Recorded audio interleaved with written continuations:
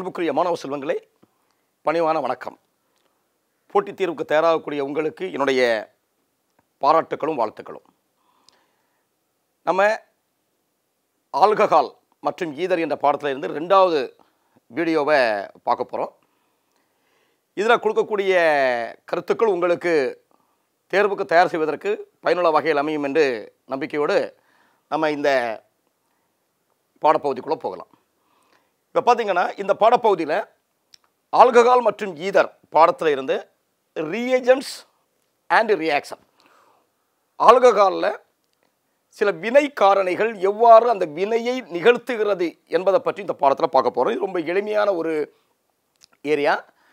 இந்த ஏரியாவில் கேட்கக்கூடிய கேள்விகள்லாம் பார்த்தீங்கன்னா நேரடியாக உங்களுக்கு பதிலளிக்கிற மாதிரி இருக்கும். ரொம்ப உங்களை குழப்புறது மாதிரி இந்த பாடப்பகுதி இருக்காது. ஸோ அதை நீங்கள் கொஞ்சம் நுணுக்கமான அந்த மைய பகுதிகளை மட்டும் நீங்கள் தெரிஞ்சுக்கிட்டிங்கன்னா இந்த ஏரியாவில் கேட்கக்கூடிய கேள்விகளுக்கு உங்களால் சரியாக பதிலளிக்க முடியும்னு நான் நம்புகிறேன்.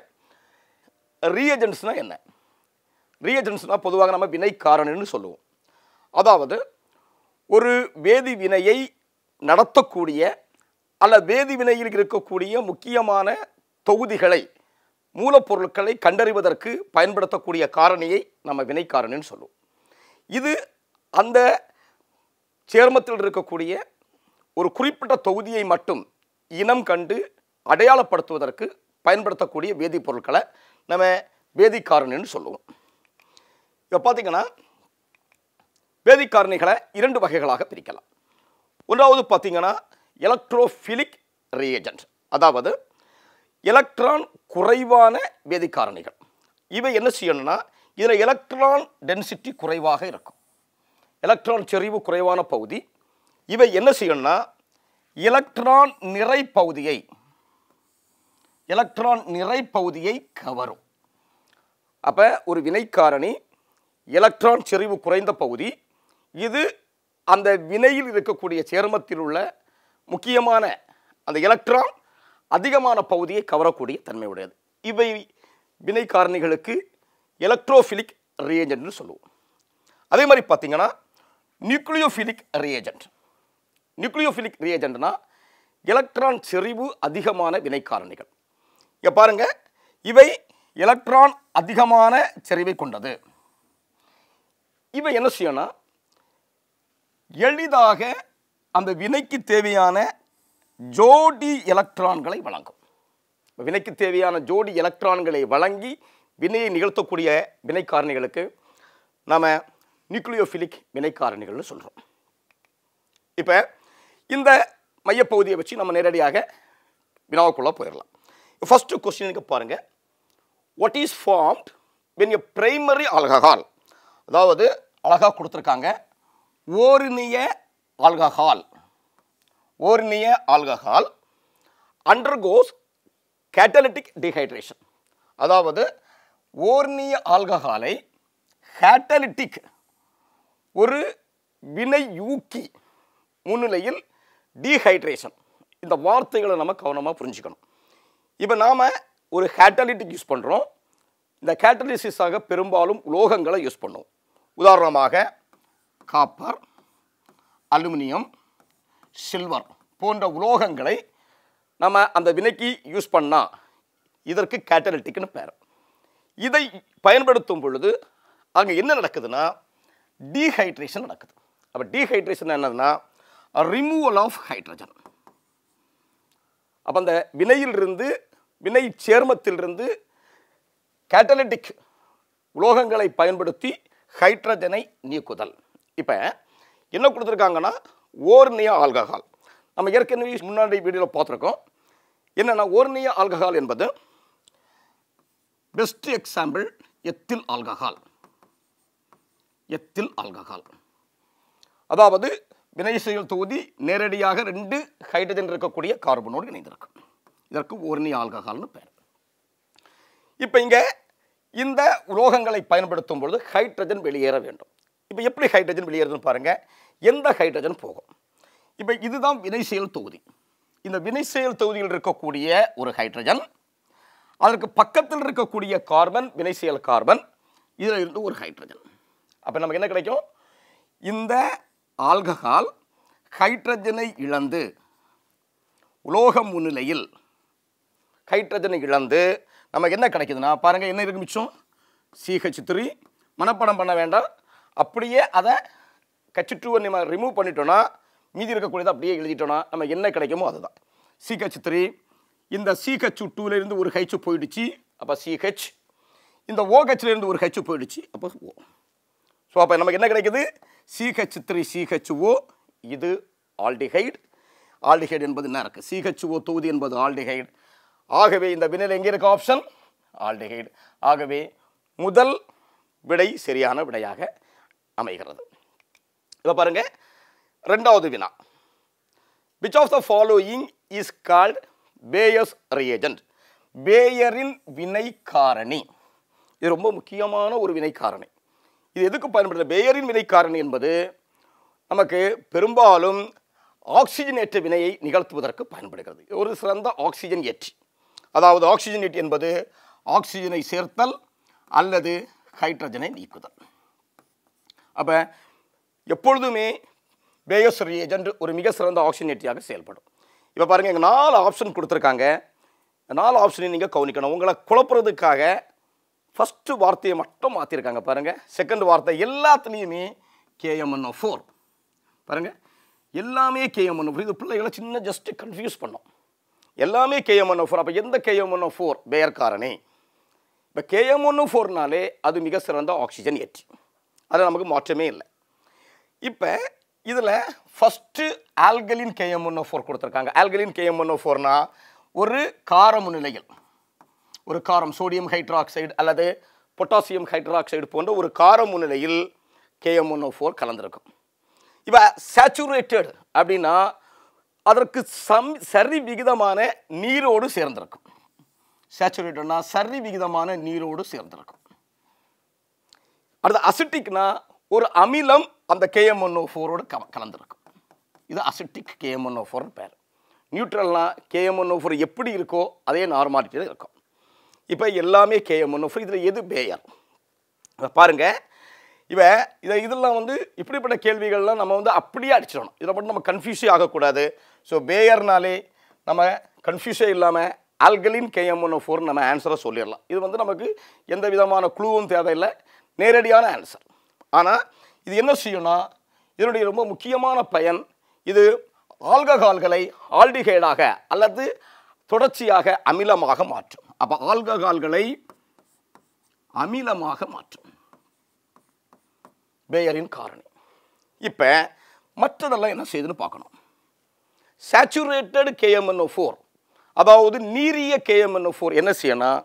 இது ஒரு கரிமச் சேர்மத்தில் உள்ள இரட்டை பிணைப்பை நிறைவுறாத பகுதியை கண்டுபிடிப்பதற்கு பயன்படக்கூடியது. இந்த KMnO4 போடும் பொழுது இரட்டை பிணைப்பு சேர்மங்கள் எப்படி மாறும்? நிறமற்ற தன்மையாக மாறும், டீகலரைசேஷன் ஆகும். அசிட்டிக் KMnO4, இந்த ரெண்டு வித்தியாசம் நீங்கள் புரிஞ்சுக்கணும். ஆல்கலின் KMnO4க்கும் அசிட்டிக் KMnO4க்கும் ஒரே ஒரு சின்ன வித்தியாசம் என்னென்னா, அசிட்டிக் KMnO4ம் ஆல்கஹால்களை அமிலமாக மாற்றும், ஆனால் எந்தவித இடைப்பொருளும் இல்லாமல் அமிலமாக மாற்றும். நேரடியாக ஆல்கஹால் KMnO4ஓடு போடும் பொழுது அசிட்டிக் KMnO4னா அது உடனடியாக அமிலமாக மாற்றும். ஆனால் ஆல்கலின் KMnO4 ஒரு இடை சேர்மத்தை உருவாக்கி, ஆல்கஹால் ஒரு இடை சேர்மத்தை உருவாக்கும், அதாவது ஒரு அமில உப்பை உருவாக்கும். அசிட்டேட் அயனியை உருவாக்கி அதை நம்ம ஹைட்ராலிசிஸ் பண்ணும் பொழுது, அசிட்டிஃபைடு பண்ணும் பொழுது அது அமிலமாக மாறும். இதுதான் வித்தியாசம். ஆல்கலின் KMnO4க்கும் அசிட்டிக் KMnO4க்கும் ஒரே வித்தியாசம், அதை நீங்கள் பிள்ளைகள் தெரிஞ்சுக்கணும். நியூட்ரல் KMnO4 இது இன்ஆர்கானிக் ரியேஜென்ட், அதாவது இன்ஆர்கானிக்கில் ஆக்சிடேஷனை நிகழ்த்துவதற்கு பயன்படக்கூடிய கனிம வேதியியலில் பயன்படக்கூடிய ஒரு வினை காரணி. ஆகவே பேயர் ரியேஜென்ட் என்பது கண்ண மூடிட்டு நம்ம தெரிஞ்சுக்கணும் பிள்ளைகள், alkaline KMnO4. So A is answer correct.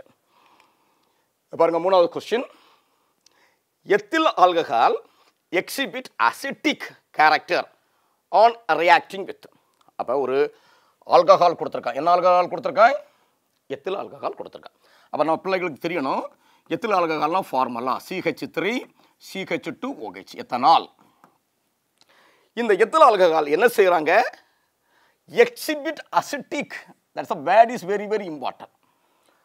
Acetic கேரக்டரை கொடுக்குது. எதுக்கு முன்னிலையில் அசிட்டிக் கேரக்டரை கொடுக்கும். அப்போ அசிட்டிக் கேரக்டர்னா என்னன்னா, ஒரு ஆல்கஹாலில் இருக்கக்கூடிய ஹைட்ரஜன் எளிதாக வெளியேறினால், H+ அயனியாக வெளியேறினால் அந்த ஆல்கஹால் அமிலமாக செயல்படும். அப்போ எதன் முன்னிலையில் இதில் இருக்கக்கூடிய வினைக்காரணிகளில் எந்த வினைக்காரணியை நம்ம கொடுத்தோன்னா இந்த எத்தில் ஆல்கஹால் எளிதாக H+ வெளியேற்றும். பாருங்க, ஃபர்ஸ்ட் நமக்கு என்ன கொடுத்துருக்காங்க? HI. இப்போ நமக்கு ஒரு ஆல்கஹால் கச்சையுடன் வினை புரியும் பொழுது என்ன செய்யணும்? நீர் மூலக்கூறு வெளியேறும்.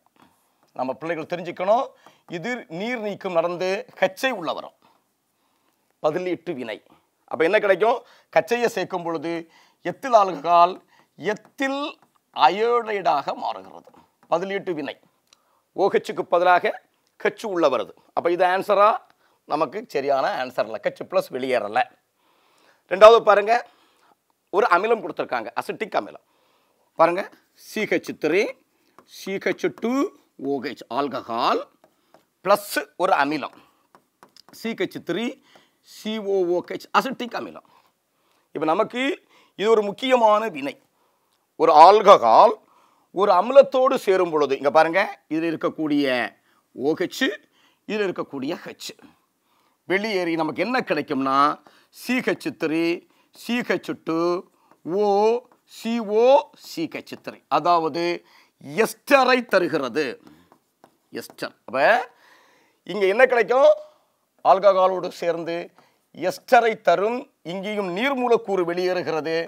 நீர் மூலக்கூறு வெளியேறுகிறது, ஹைட்ரஜன் வெளியேறல. ஆகவே இதுவும் தவறு. நான்காவது ஆப்ஷன் பாருங்க, ஆல் தி எபோ, அதுவும் இல்லை. அப்போ இது ஆன்சர் சோடியம் மெட்டல்.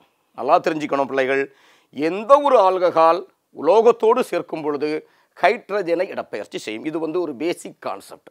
அப்போ ஒரு ஆல்கஹால் சோடியம் உலோகத்தோடு அல்லது எந்த ஒரு உலோகத்தோடு வினைப்படுத்தினாலும் அதிலிருந்து ஹைட்ரஜனை இடப்பெயர்ச்சி செய்யும்.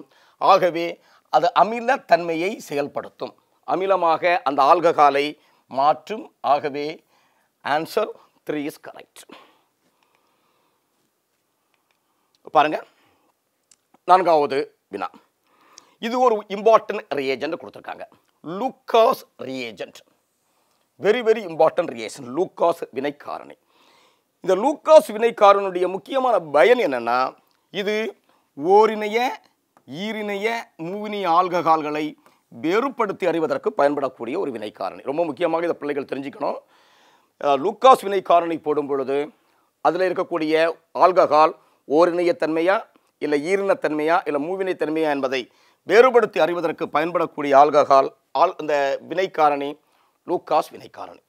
இப்போ பாருங்க, அன்கைட்ரஸ் காப்பர் குளோரைடு. இதுவும் நீங்கள் இப்படிப்பட்ட வினைக்காரணிகள் சொல்லும்பொழுது கன்ஃபியூஸே பண்ணக்கூடாது, நேரடியாக அந்த வினைக்கு ஆன்சருக்கு போயிடணும். ஸோ கண்ணை மூடிட்டு போட்டுடலாம். லூகாஸ் வினைக்காரணினா நமக்கு துத்தநாக chloride, zinc chloride with acid. So b is correct. இப்படிப்பட்டதெல்லாம் நமக்கு போட்டு நேரடி விடைகள். இதெல்லாம் கேட்குறாங்க. 4 கொஸ்டினில் சில விடைகளில் இதெல்லாம் கேட்குறாங்க. ஈஸியான கேள்வி விடாத்தாளை அமைப்பதற்காக கேட்குறாங்க. லூகாஸ் வினைக்காரணி conc HCl with anhydrous zinc chloride. இது என்ன செய்யணும்? ஓரிணைய ஈரிணைய மூவினிய ஆல்கஹால்களை வேறுபடுத்தி அறியும். நமக்கு தெரியும், மூவினிய ஆல்கஹால் உடனடியாக கலங்கிய தன்மையை உருவாக்கும். ரொம்ப ஞாபகம் வச்சுக்கணும், கலங்கிய தன்மை உடனடியாக. ஒரு லூகாஸ் காரணியோடு மூவினிய ஆல்கஹாலை நம்ம சேர்த்தோன்னா கலங்கிய தன்மை உடனடியாக உருவாகும். ஈர்ணிய ஆல்கஹால்னா 5 அல்லது 10 நிமிடங்களில் உருவாகும். 10 நிமிடங்களில் உருவாகும் கலங்கிய தன்மை. இதுதான் வேறுபடுத்தி அறியக்கூடிய முறை. இப்போ ஓரிணைய ஆல்கஹால்னா கலங்கிய தன்மை உடனடியாக உருவாகாது. அதை சற்று வெப்பப்படுத்தணும், இல்லைன்னா கொஞ்சம் அதிகமான நேரங்களை எடுக்கும். இதற்கு ஓரிணைய ஆல்கஹால் லூகாஸ் வினைக்காரணியோடு வினைப்படுத்துறது. இப்போ மற்ற ஏஜென்ட்ஸுகளை நம்ம தெரிஞ்சுக்கணும். ஃபஸ்ட்டு பாருங்கள், ஏ அன்கைட்ரஸ் குப்ரஸ் குளோரைடு. இது காம்பினேஷன் ஆஃப் அல்லது dimer of cuprous chloride monomer of CuCl. This is called Cu2Cl, dimer of CuCl, dimer. The CuCl உடைய dimer. இது என்ன நிகழ்த்தும்னா disproportion reaction நடத்தும். ரொம்ப முக்கியமாக பிள்ளைகள் தெரிஞ்சிக்க வேண்டியது disproportion reaction. அப்போ அன்ஹைட்ரஸ் குப்ரஸ் குளோரைடை போடும் பொழுது டிஸ்ப்ரொபோசிஷன் வினையை நிகழ்த்தும். இங்கே பாருங்கள், மூன்றாவது ஆப்ஷன் சோடாமைடு வித் டைலூட் HCl. இது இந்த காரணி ரொம்ப முக்கியமாக பிள்ளைகள் தெரிஞ்சிக்க வேண்டியது. இந்த காரணி டயோசேஷன் காரணி, டயசோ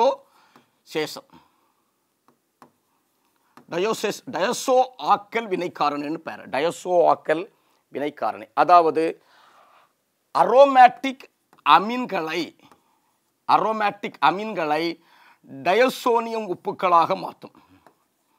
டயசோனியம் உப்பாக மாற்றும். ரொம்ப முக்கியமான வினை காரணி sodamide in the presence of dilute HCl அமீன்களை டயசோனியம் உப்புக்களாக மாற்றும். நெக்ஸ்ட் அடுத்த தெரியும் அசிட்டிஃபைடு KMnO4. ஏற்கனவே நம்ம பார்த்துருக்கோம். அசிட்டிஃபைடு KMnO4 எதற்கு பயன்படுதுன்னா ஒரு ஆக்சிஜனேற்ற காரணி, ஆக்சிஜனேற்ற வினை காரணி. ஆகவே இந்த கேள்விக்கான ஆன்சர் பி, கான் HCl plus anhydrous zinc chloride is Lucas reagent. ஐந்தாவது கேள்வி பாருங்க. which of the following will not form yellow precipitate? வார்த்தைகளை ரொம்ப கவனிக்கணும் பிள்ளைகள். will not, பிள்ளைகள் இதை கவனிக்க மாட்டாங்க ஒழுங்கா. அந்த நாட்டுன்னு சொல்கிற வார்த்தை ரொம்ப முக்கியம். அப்படின்னா 4 ஆப்ஷன் கொடுத்துருக்காங்க. அதில் ஏதோ ஒன்று will not, எதவாக உருவாகாது, எல்லோ precipitate தராது. எந்த கண்டிஷனில்? On heating with an alkaline solution of iodine. அப்போ ஒரு சேர்மம் இருக்கு. இந்த சேர்மத்தில் ஆல்கலின் சொல்யூஷன் ஆஃப் அயோடினை போடுறீங்க. ஆல்கலின் சொல்யூஷன் ஆஃப் அயோடினா KOH ப்ளஸ் அயோடின், இந்த கலவை. இதை போட்டு வெப்பப்படுத்தும் பொழுது எல்லோ பிரசிபிட்டேட்டை தராதது எது? எந்த வினைப்பொருள் தராது? பாருங்க, இது இந்த ஆல்கலின் சொல்யூஷன் ஆஃப் அயோடினுக்கு இன்னொரு பேரு அயோடோசேஷன் ரியாக்ஷன் காரணின்னு பேர். அயோடோசேஷன் ரியாக்ஷன் ஏஜென்ட், அயோடோசேஷன் வினை காரணி. இது எங்கே இந்த அயோடைசேஷன் நடக்கும்? அயோடைசேஷன் நடந்துச்சுன்னா என்ன கொடுக்கும்? எல்லோ பிரசிபிட்டேட்டை கொடுக்கும். எங்கே இந்த அயோடைசேஷன் ரியாக்ஷன் நடக்குது? எதை உருவாக்கணும்? நமக்கு CH3 அயோடோஃபார்மை உருவாக்கும். அந்த வினையில் அயோடோஃபார்மை உருவாக்கும், CH3ஐ உருவாக்கும். இப்போ இந்த CH3 அயோடோஃபார்மை இந்த அயோடோ ஏற்ற காரணி எந்த கண்டிஷனில் உருவாக்கினா அந்த சேர்மத்தில் ஆல்கஹால் இருக்கணும், அல்லது ஆல்டிஹைடு இருக்கணும், அல்லது கீட்டோ இருக்கலாம், எது வேணும் இருக்கலாம். இந்த தொகுதி எதோடு இணைந்திருக்கணும்னா இது இணைந்திருக்கக்கூடிய கார்பனுக்கு பக்கத்தில் CH3ன்னு சொல்கிற ஒரு லிங்கேஜ் இருக்கணும். இந்த லிங்க் இருந்தால் தான் இவ்வளவும் ஃபங்க்ஷனல் கார்பன். அப்போ ஃபங்க்ஷனல் தொகுதி, இந்த ஃபங்க்ஷனல் தொகுதி ஆல்கஹாலாக இருக்கலாம், அல்லது ஆல்டிஹைடாக இருக்கலாம், அல்லது ஹீட்டோனாக இருக்கலாம். இப்போ நம்ம ஆல்கஹாலை பார்க்க போகிறோம். ஆனால் இங்கே எல்லாமே ஆல்கஹால் தான் கொடுத்துருக்காங்க. அப்போ ஆல்கஹால் இணைந்திருக்கக்கூடிய கார்பன் ஃபங்க்ஷனல் கார்பன். இந்த ஃபங்க்ஷனல் கார்பனை ஸ்டார் போட்டிருக்கேன், இதுதான் ஃபங்க்ஷனல் கார்பன். இந்த ஃபங்க்ஷனல் கார்பனுக்கு பக்கத்தில் எப்படி இருக்கணும்? CH3 தொகுதி இருக்கணும். நேரடியாக OH பக்கத்தில் CH3 இருக்கக்கூடாது.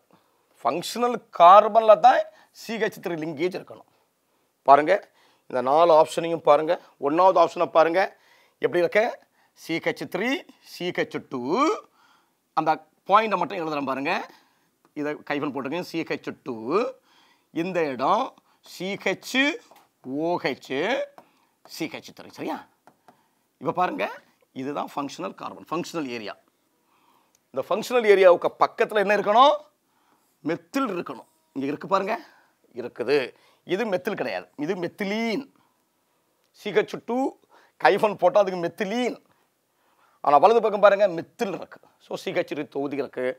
ஆகவே இது எதை உருவாக்கும்? அயோடோஃபார்ம் வினைக்கு உட்படும்.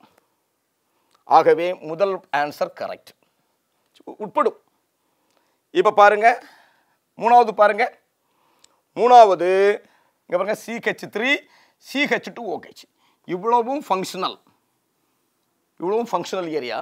OH இணைந்திருக்கக்கூடிய கார்பன் ஃபங்க்ஷனல் கார்பன். அதுக்கு பக்கத்தில் பாருங்க ஒரு மெத்தில் இருக்கு. ஆகவே இதுவும் நமக்கு எல்லோ வீழ்படிவை தரும். நான்காவது ஆப்ஷனை பாருங்க. இது பாருங்க CH3, இந்த ஏரியா, இந்த ஏரியா CHOH. இதுக்கு இடது பக்கமும் ஒரு CH3 இருக்கு, வலது பக்கமும் ஒரு CH3 இருக்கு. அப்போ ரெண்டு பக்கமும் CH3 இருக்கு.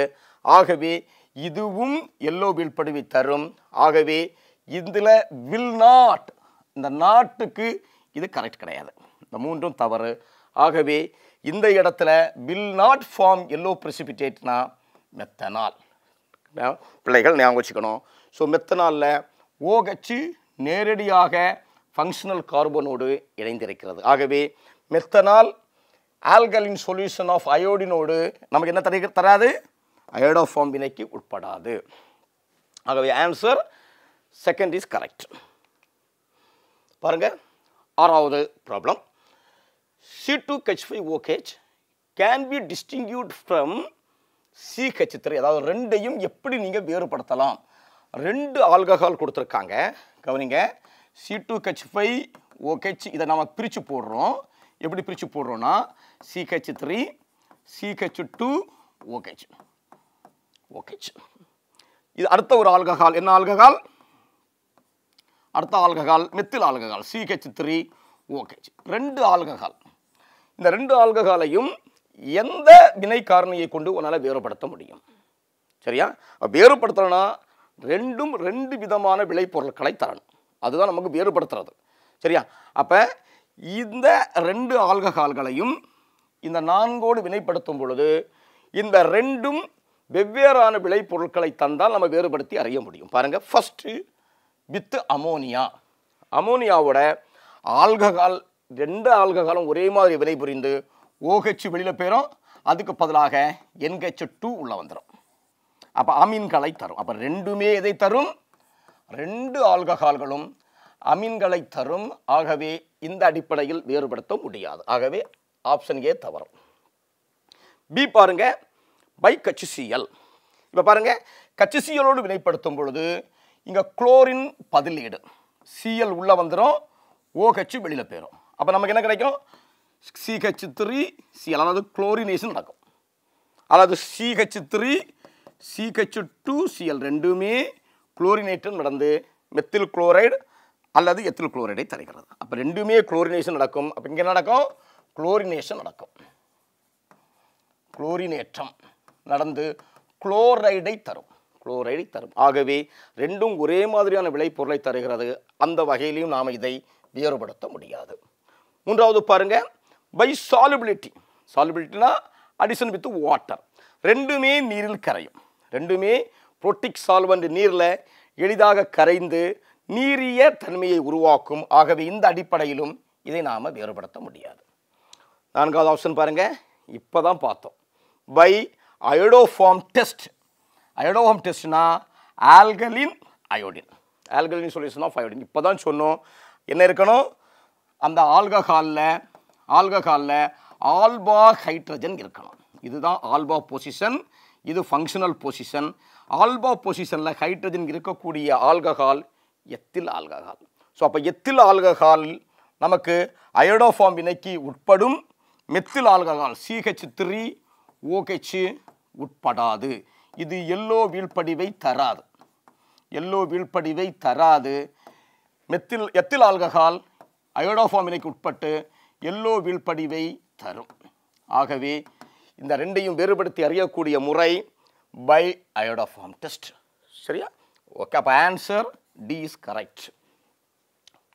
பாருங்க, அடுத்த கொஸ்டின் பாருங்க, ஏழாவது question. N-propyl alcohol and isopropyl alcohol can be chemically distinguished. அப்போ 2 ஆல்கஹால் கொடுத்துருக்காங்க. ஒன்று என் ப்ரொப்பைல் ஆல்கஹால். பிள்ளைகள் ஃபார்முலாவை படிச்சுக்கணும். என் ப்ரொப்பைல் ஆல்கஹால்னா 3 கார்பனும் ஸ்ட்ரைட்டாக இருக்கும். CH3 CH2 CH2OH. இது என் ப்ரொப்பைல் ஆல்கஹால். இப்போ பாருங்கள், அடுத்தது ஐசோப்ரோப்பைல் ஆல்கஹால். ஐசோப்ரோப்பைல் ஆல்கஹால் என்பது ஒரு செகண்டரி ஆல்கஹால். பாருங்கள், CH3 CHOH CH3. இது ஐசோப்ரோப்பைல் ஆல்கஹால். இந்த 2 ஆல்கஹால், இது பிரைமரி ஆல்கஹால் ஓர்னிய ஆல்கஹால், இது ஈர்ணிய ஆல்கஹால். இந்த ரெண்டையும் எதன் அடிப்படையில், எதை கொண்டு, எந்த வினை காரணியை கொண்டு வேறுபடுத்த முடியும்? பாருங்க, நம்ம ஏற்கனவே சொல்லியிருக்கோம், வேறுபாடு என்பது ஒரு வினை காரணியை போடும் பொழுது வெவ்வேறான விளைபொருட்களை நமக்கு தரணும். பாருங்க, ஃபர்ஸ்ட் PCl5. PCl5ஓடு இந்த 2 ஆல்கஹாலையும் நம்ம வினைப்படுத்தும் பொழுது குளோரினேஷன் நடக்கும். நம்ம இப்போ பார்த்தது மாதிரி OH வெளியில் போயிடும், Cl உள்ள வரும். அப்போ ரெண்டுமே எதை தரும்? குளோரினேஷன் நடக்கும். ரெண்டுமே ஒரே மாதிரியான விளைபொருட்கள், குளோரினேஷன் நடக்கும். ரெண்டுலேயுமே குளோரின் இருக்கும். ஆகவே இந்த அடிப்படையில் நாம் இதை வேறுபடுத்த முடியாது. அடுத்து பாருங்க, ரெடக்ஷன். ரெடக்ஷனை பொறுத்த அளவில் ஆல்கஹால் எளிதாக ஹைட்ரஜனை வெளியேற்றாது. ஏனென்றால் OH ரொம்ப முக்கியமான பாயிண்ட். OH ஒரு poor leaving group. Poor leaving group. ஆகவே OH எளிதாக வெளியேற்றாது. ஆகவே ரெடக்ஷன் ரெண்டிலேயுமே நடக்காது. ஆகவே இந்த முறையில் நம்மை வேறுபடுத்தி அறிய முடியாது. அடுத்து பாருங்க, டி ஆப்ஷனை பாருங்க, ஓசோனாலிசிஸ். ஓசோனேற்றம் என்பது இது கார்பன் கார்பன் இரட்டை பிணைப்பு சேர்மங்களை கண்டுபிடிப்பதற்கு. இது ஆல்கஹாலுக்கு பயன்படாது. இது கார்பன் கார்பன் இரட்டை பிணைப்பு சேர்மங்களில் அந்த இரட்டை பிணைப்பு அந்த கட்டமைப்பில் எந்த இடத்துல இருக்கு என்பதை கண்டுபிடிப்பதற்கு பயன்படுவது. ஆகவே ஓசோனேற்றம் மூலமாகவும் இந்த 2 ஆல்கஹால்களையும் நம்மளால் வேறுபடுத்த முடியாது. அப்போ ஒரே ஆப்ஷன் இது, oxidation with potassium dichromate. So potassium dichromate ஒரு பவர்ஃபுல் ஆக்சிடைசிங் ஏஜென்ட், ஒரு மிக சிறந்த ஆக்சிஜன் ஏற்ற காரணி.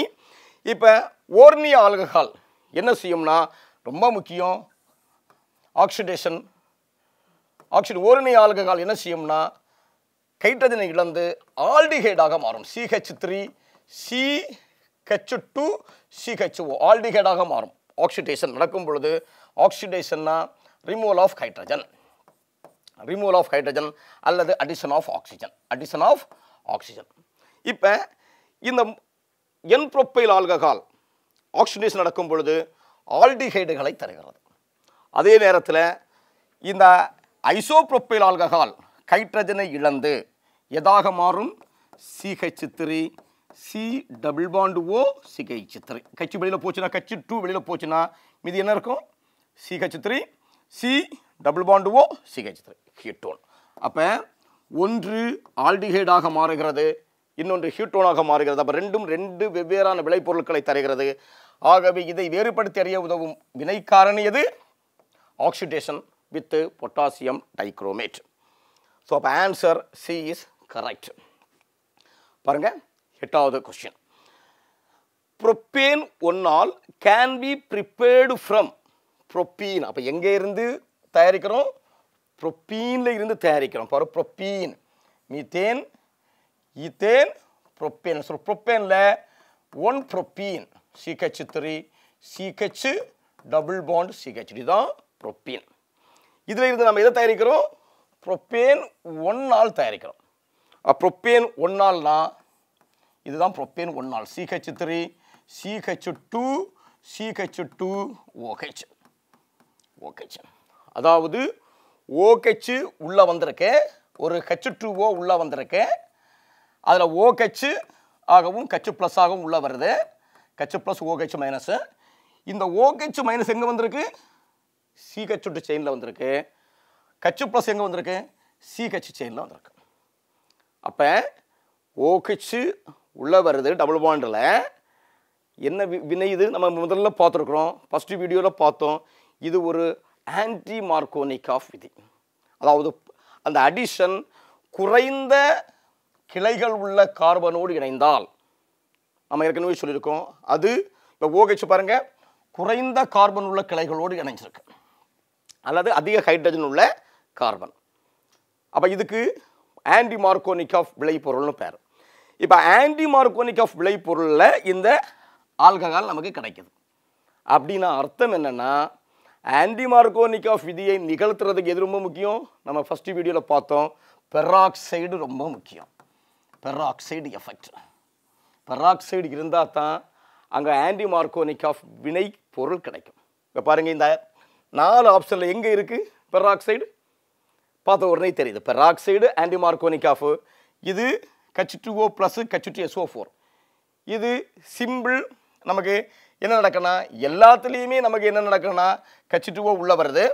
இது எல்லாமே மார்கோனிகாஃப் விதிக்கு உட்பட்டு நடக்கும். எல்லாமே மார்கோனிகாஃப் விதிக்கு உட்பட்டு நடக்கும். அதாவது மார்கோனிகாஃப் விதிக்கு உட்பட்டு நடக்கும். மார்கோனிகாஃப் விதி என்பது OH அதிக கிளை உள்ள கார்பனில் வரும். அப்போ இங்கேயும் H2O உள்ள வருது. ஆனால் எந்த இடத்துல வரும்? குறைந்த ஹைட்ரஜன் உள்ள கார்பனில் வரும். இது பாருங்க. அப்போ இது தப்பு. ரெண்டாவது உள்ள பாருங்க ஆப்ஷன். இதுக்கு பேர் oxymercuration and demercuration followed by sodium borate கொடுத்தாச்சுன்னா தட் இஸ் கால்டு டிமெர்குரேஷன். இதுக்கு பேர் ஆக்சிமெர்குரேஷன், இதுக்கு பேர் டிமெர்குரேஷன். இந்த ஆக்சிமெர்குரேஷனும் டிமெர்குரேஷனையும் நிகழ்த்தக்கூடியது அதுவும் மார்கோனிகாஃப் விதிக்கு உட்பட்டு H2O சேர்க்கை நடக்கும். அப்போ அது என்ன கிடைக்கும்? CH3 CHOH CH3 என்ற விளைபொருளை தரும். அப்போ இது மார்கோனிகாஃப் விளைபொருள். இந்த அடிப்படையில் தான் பியும் தரும். அப்போ நமக்கு இந்த வினையில் கிடைக்கிறது புரோப்பேன் 1 CH3 CH2 CH2OH. ஆகவே பி ஆன்சரும் தவறு. இப்போ பாருங்க, சி ஆப்ஷன் பாருங்க. ஏற்கனவே சொன்னேன், பெராக்சைடு கட்டாயம் இருக்கணும். இருந்தால் தான் அது ஆன்டி மார்கோனிகாஃப் விதியை நிகழ்த்தும். இங்கே பாருங்க இருக்கா பெராக்சைடு. ஸோ அப்போ இங்கேயும் நம்ம என்ன நடக்குது? போரேஷன் நடக்குது, ஹைட்ரோபோரேஷன் நடக்குது, ஹைட்ரேஷன் ரியாக்ஷன் உள்ள வருது. ஹைட்ரேஷன் அடிஷன் ஆஃப் வாட்டர் உள்ள வருது in the presence of peroxide. So peroxide எஃபெக்ட்னா OH எங்கே வரும்? குறைந்த கிளைகள் உள்ள கார்பன் அல்லது அதிக ஹைட்ரஜன் உள்ள கார்பனில் வரும். ஆகவே சி இஸ் கரெக்ட். ஏன்னா இது ஆன்டி மார்கோனிகாஃப் விதிக்கு உட்படக்கூடிய விளைபொருளை தரும். டியை பாருங்க, டியும் அதே மாதிரி தான். இங்கே ஆனால் என்ன நடக்குன்னா, ஆசிட் இருக்கிறது, ஆசிட் ஆல்கஹாலும் ஒரு ஆசிட்டும் இருக்கிறதுனால நமக்கு எஸ்டர் ஃபார்ம் ஆகும். எஸ்டர் ஃபார்ம் ஆகி அதில் இருந்து ஹீட்டோன் தரும். ஹீட்டோன் தரும். அப்போ வேறுபடுத்தி அறிய முடியாது. அப்போ டியும் தவறு. அப்போ இந்த வினையில் புரோப்பீனில் இருந்து 1-புரோப்பனால் தயாரிப்பதற்கு பயன்படக்கூடிய வினைக்காரணி hydration in the presence of peroxide, B2H6 in peroxide. C is correct answer. பாருங்க 10வது क्वेश्चन பாருங்க. which would quickly absorb oxygen? very very important. அடிக்கடி கேட்கக்கூடிய கேள்வி. ஆக்சிஜனை எளிதாக கவரக்கூடிய வினைக்காரணி எது? ரொம்ப முக்கியமான இது கேட்குறாங்க. என்னென்னா, இதுவும் நம்ம இன்னைக்கு பார்த்தீங்கன்னா டேட்டட் ஒரு அட்மாஸ்பியரில் எவ்வளவு ஏர் இருக்குது, வெவ்வேறு ஏரியாக்களில் வெவ்வேறு ஏர் பர்சன்டேஜ் இருக்கும். அதில் ஆக்சிஜனுடைய அளவை கண்டுபிடிப்பதற்கு இந்த டெஸ்ட்டை பயன்படுத்துகிறாங்க. இப்போ சென்னையில் ஒரு குறிப்பிட்ட அளவு ஆக்சிஜன் இருக்கும் காற்றில். அந்த காற்றில் இருக்கக்கூடிய ஆக்சிஜனுடைய அளவை கண்டுபிடிப்பதற்கு இந்த டெஸ்ட்டை பயன்படுத்துகிறாங்க. சிம்பிள். இது ஒரே நம்ம தெரிஞ்சிக்க வேண்டியது ஆல்கலின் சொல்யூஷன் ஆஃப் பைரோகால். இந்த ஆல்கலின் சொல்யூஷன் ஆஃப் பைரோகால், அது பைரோகால் என்பது பைரோகலால் பாருங்கள் ஒன்றுக்கொன்று ஆர்த்தோ பொசிஷனில் பென்சீன் ரிங்கில் 3 OH. இதுதான் பைரோகலால். இதனுடைய alkaline solution it is a powerful oxygen absorber in air. இதை நம்ம ஆர்கேட் அப்பேரட்டஸ்ன்னு இருக்குது. இந்த ஆர்கேட் அப்பேரட்டஸை பயன்படுத்தி ஒரு அட்மாஸ்பியரில் இருக்கக்கூடிய ஆக்சிஜனை நம்ம ஸ்டோர் பண்ண முடியும் அப்படின்னு சொல்கிறாங்க. ஸோ அதனால தான் ஆக்சிஜன் இந்த அடிப்படையில் தான் ஆக்சிஜன் சிலிண்டர்லாம் ப்ரிப்பேர் பண்ணுறாங்க. நம்ம கொரோனா டைமில் ஆக்சிஜன் சிலிண்டருடைய எஃபிஷியன்சி எவ்வளோ என்பது நமக்கு தெரியும். ஸோ இந்த Orsat method by using alkaline solution of pyrogallol. இப்போ பாருங்கள், அடுத்த மூணு தெரிஞ்சுக்கிங்க. அப்போ நமக்கு ஆன்சர் ஏ. பட் கார்ன் சல்ஃபியூரிக் ஆசிட் நமக்கு தெரியும். சிம்பிள். எனது கார்ன் sulphuric acid it is a water absorber. Lime water is a carbon dioxide absorber. Carbon dioxide அட்மாஸ்பியரில் இருக்கக்கூடிய கார்பன் டை ஆக்சைடு அப்சர்வ் பண்ணுறதுக்கு லைம் வாட்டர் பயன்படுகிறது. கார்பன் டை ஆக்சைடில் இருக்கக்கூடிய மாய்ஸ்டர் அப்சர்வ் பண்ணுறதுக்கு கார்ன் சல்ஃபியூரிக் ஆசிட் அப்சர்வ் பண்ணுகிறது. அடுத்து பார்த்தீங்கன்னா alkaline solution of copper sulfate. It is a powerful test. It is observe protein. So protein observer. Protein observe பண்ணி blue solution blue violet மாத்தும். Violet. இந்த டெஸ்ட்டுக்கு பேர் பயூரட் டெஸ்ட்னு பேர். இதுங்க நீங்கள் சோலஜிலையும் இது கேட்பாங்க. Biuret test using alkaline solution of copper sulphate. ஒரு பயாலஜிக்கல் பாடியில் எவ்வளவு புரோட்டீன் இருக்கிறது என்பதை கண்டுபிடிப்பதற்கு பயன்படக்கூடிய reagent. This is called as biuret test. So அப்போ நமக்கு ஆன்சரு இதுதான் oxygen absorber. So answer a is correct. அடுத்த question. What is the IUPAC name of organic compound formed in the following? IUPAC nomenclature கேட்டிருக்காங்க. IUPAC னா International Union of Pure and Applied Chemistry. இது நியூயார்க்கில் இருக்கக்கூடிய ஒரு organisation. இதுதான் கெமிஸ்ட்ரிக்கு நமக்கு ஃபண்டமெண்டலாக கண்டுபிடிக்கக்கூடிய அந்த கெமிக்கல்ஸுக்கெல்லாம் பேர் வைக்கக்கூடிய ஒரு அங்கீகாரமான அமைப்பு IUPAC. சரியா? இது வந்து ஒரு organisation, கெமிஸ்ட்ரிக்கான organisation.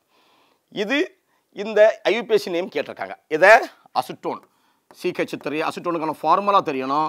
CH3 CO CH3. இதை ஃபஸ்ட்டு ஸ்டெப் என்ன நடக்குது, ரொம்ப முக்கியமானது. C2H5 MgBr. It is a Grignard reagent. So Grignard reagent என்ன நடக்குன்னா, இதில் இருக்கக்கூடிய magnesium is a powerful metal. So அது ப்ளஸ்ஸாக மாறும். அதுக்கு பக்கத்தில் இருக்கக்கூடியது அந்த C2H5 மைனஸாக மாறும். ஸோ அப்போ Grignard reagent அடிஷன் நடக்கும். எப்படி நடக்கும்னா பாருங்கள், இந்த மைனஸ் இந்த CO உள்ள கார்பனுக்கு வருது.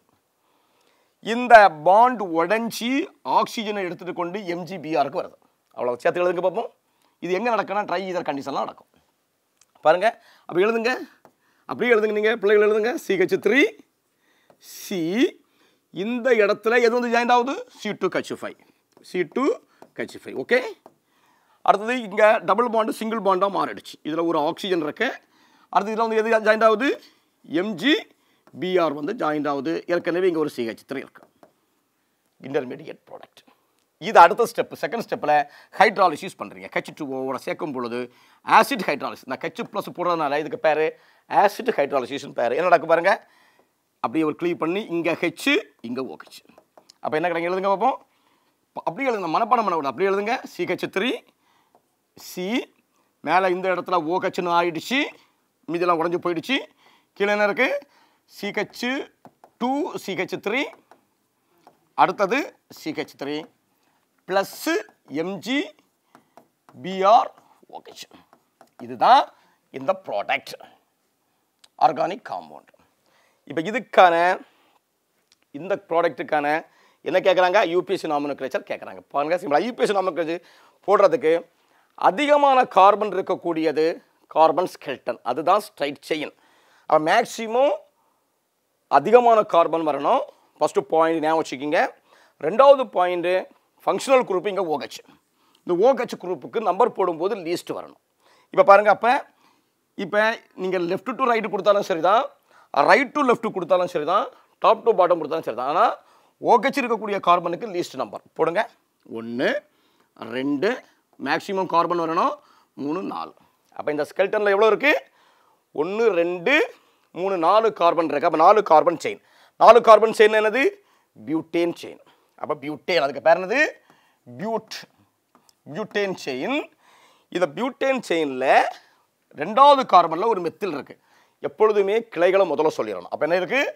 ரெண்டாவது கார்பனில் ஒரு மெத்தில், 2 மெத்தில். அப்போ முடிஞ்சு போச்சு. இந்த மெத்தலாக சொல்லியாச்சு. இது கிளை. அடுத்தது கடைசியில் ஃபங்க்ஷனல் குரூப். இந்த ஃபங்க்ஷனல் குரூப் என்னதுங்க? ரெண்டாவது கார்பனில் ஒரு OH. OH நம்ம எப்படி முடிக்கணும்? ஆளுன்னு முடிக்கணும். ஆல்கஹாலை ஆளுன்னு நம்ம சொல்லணும். இது எந்த செயினில் இருக்குது? பியூட்டேன் செயினில் இருக்குது. எந்த பொசிஷனில் இருக்குது? ரெண்டாவது பொசிஷனில் இருக்குது. என்ன இருக்குது? OH இருக்குது. அதான் OLன்னு சொல்கிறோம். ஸோ இப்போ 2 மெத்தில் பியூட்டேன் 2 எங்கேயாவது இருக்கான்னு பாருங்கள். 2 methyl butane 2 so option 4 is correct. So அன்புக்குரிய மாணவ செல்வங்களே, இப்போ நம்ம இந்த ஆல்கஹால் பாடத்தில் வேதி வினை காரணிகளை பயன்படுத்தி ஒரு வினை எவ்வாறு நிகழ்கிறது என்பதை நாம் தெரிஞ்சுக்கிட்டோம். இதில் நேரடியாக தெரிஞ்சிக்க வேண்டிய விஷயங்களை நீங்கள் அப்படியே படித்து புரிஞ்சுக்கணும். அதை இக்குவேஷன் மூலமாக கண்டுபிடிக்க வேண்டிய டிஃபரன்ஷியேட் பண்ணி வெவ்வேறு ஆப்ஷனை நீங்கள் கண்டுபிடிக்க வேண்டிய இடங்களில் கரெக்டாக கண்டுபிடிங்க. அதுக்கு இந்த வீடியோ உங்களுக்கு பயனுள்ள வகையில் அமையும் என்று உங்களை போட்டித் தேர்வுக்கு வாழ்த்தி விடைபெறுகிறேன். நன்றி, வணக்கம்.